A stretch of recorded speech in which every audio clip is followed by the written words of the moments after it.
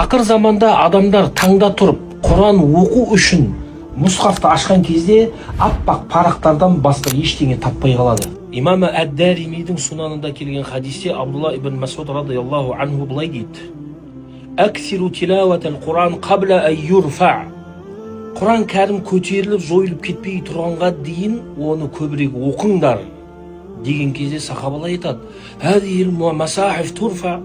Мына Құран, жазылған Құрандар, мұсхафтар жойылады ма? Факайфа бима фи судур рижал. Адамдардың жадында жатталып, көкірегінде сақталған Құранның жағдайы қалай болады деген кезде юсра алейхи лейлан фаюсбихуна минху фуқара. Сол түні, бір түннің ішінде жадыларда жатталған, жазылған Құран жойылып, олар Құраннан мақрұм қалады дейді. وَيَنْسَوْنَ قَوْلَ لَا إِلَهَ إِلَّا اللَّهِ. Тіпті олар ла иляха иллаллах сөзін ұмытатын болады.